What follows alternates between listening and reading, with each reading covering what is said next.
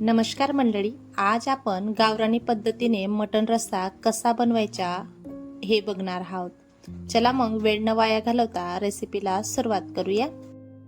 सर्वप्रथम मी अर्धा किलो मटण स्वच्छ पाण्याने धुवून एका साईडला ठेवून दिलं होतं आणि अर्धा चमचा मी मिठाचा आणि हळदीचा वापर करून आणि चिमूटभर मी हिंग टाकून याला मॅरिनेट करून एका साईडला ठेवून देणार आहे.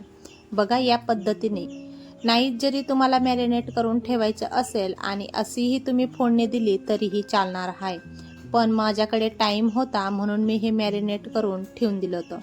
जास्तीत जास्त 20 मिनटं आणि कमीत कमी 15 मिनटं. आता बघा, आपण गॅसवरती कुकर ठेवला, कुकरमध्ये तेल टाकून मस्त हे तेल तापून घेऊया आणि त्याच्यामध्ये आपण फोडणी देऊया.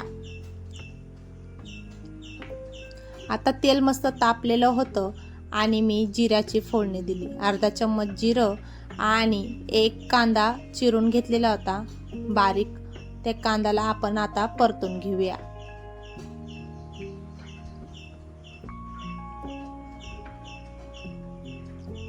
तुमच्याकडे वेळ असेल तर तुम्ही हे मटण मॅरिनेट करून ठेवू शकता. नसेल तुमच्याकडे वेळ तर तुम्ही अशीही फोडणी दिली तरी चालणार आहे. बघा, आपला कांदा मस्त असा गुलाबी परतून झालेला आहे. आता याच्यामध्ये आपण मॅरिनेट केलेलं मटण टाकूया. कांदा मस्त गोल्डन फ्राय झालेला होता. आता आपण मॅरिनेट केलेलं मटण याच्यामध्ये टाकून देऊया आणि याला मस्त असं परतून घेऊया. मटण तोपर्यंत परतायचे जोपर्यंत याचं स्वतःचं पाणी सुटत नाही तोपर्यंत आपल्याला मटण परतून घ्यायचे. आता बघा, आपलं मटण मस्त परतून तयार झालं होतं. आता याच्यामध्ये आपण गरम पाणीचा वापर करतोय. थंड्या पाणीचा वापर करू नका, कारण गार जे पाणी असतं ते टाकल्यानंतर याची जी कुकिंग प्रोसेस असते ती थांबते आणि गरम पाणी टाकल्याने ही कुकिंग प्रोसेस लवकर होते.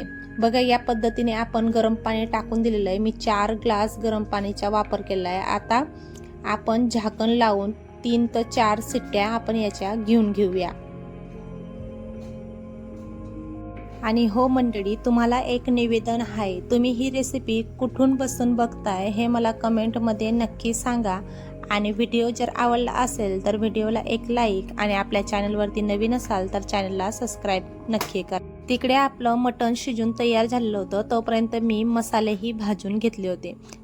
बघा, मी कोथिंबीर, लसण, अद्रक आणि 2 मध्यम आकाराचे कांदे, गरम मसाला आणि खोबरं मी भाजून तयार करून घेतलं होतं. आता याला आपण मिक्सरमध्ये दळून घेऊया.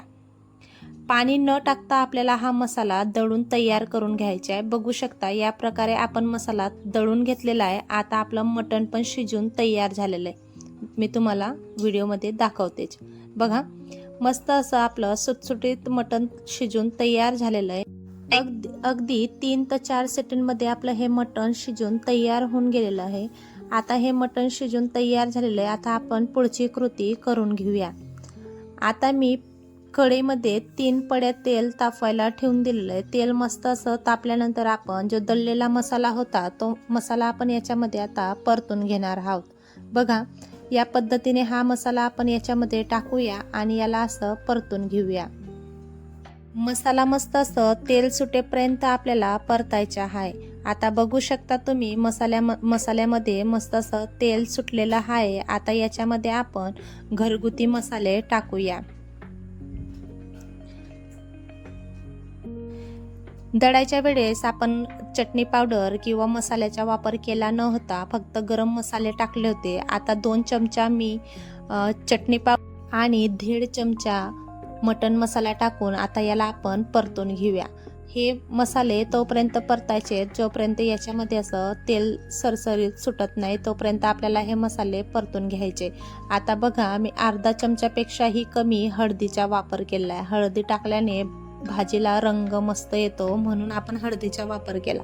आता पिवळा रसा थोडा टाकून आपण याला मस्त असं परतून घेणार आहोत. मसाला परतत असताना पिवळा रसा अधूनमधून टाकल्यानंतर मसाल्याला असा खमंग चव येते आणि मसाला मस्त असा परतून तयार होतो आणि खाली करपतही नाही. आता आपला हा मसाला मस्त भाजून तयार झालेला आहे. आता आपण जे शिजवलेलं मटण होतं ते मटण आपण याच्यामध्ये टाकून घेऊया. बघा, व्हिडिओमध्ये दाखवते त्याप्रमाणे आपण मटण थोडं थोडं टाकून आता याला असं एकजीव करून घेणार आहोत. हवं तर तुम्ही या पद्धतीनेही मटण बनवू शकता. जर तुम्हाला पाणी नसेल घालायचं आणि सुक्कट मटण बनवायचं असेल तर या पद्धतीनेही तुम्ही मटण बनवू शकता. ही ट्रिक आणि हाच मसाला वापरून आपण सुक्कटही मटण आणि रस्स्याचंही मटण आपण बनवू शकतो. बघा या पद्धतीने मी सगळं मिक्स करून घेतलं आणि पिवळा रस्सा आपण सगळा याच्यामध्ये टाकून देणार आहोत. बघा या पद्धतीने आपण सगळं आता मिक्स करून घेणार आहोत. बघू शकता तुम्ही मटणाच्या रसाला कसला मस्त असा कलर आलेला आहे आणि तरीदार हा रस्सा आपला बनून तयार होणार आहे.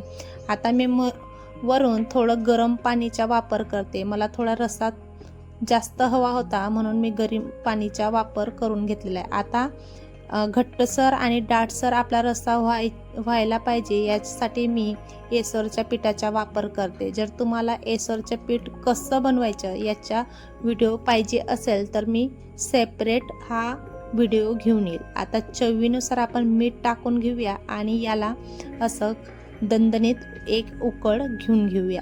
बघा या पद्धतीने याला एक उकळ आलेली आहे. आता आपण सर्वात शेवटी कोथिंबीर टाकून आता हे मटण रस्सा आपलं तयार झालेलं आहे. बघू शकता किती मस्त असा तरीदार आणि दाटसर आपला मटण रस्सा बनवून तयार झालेला आहे. बघू शकता तुम्ही.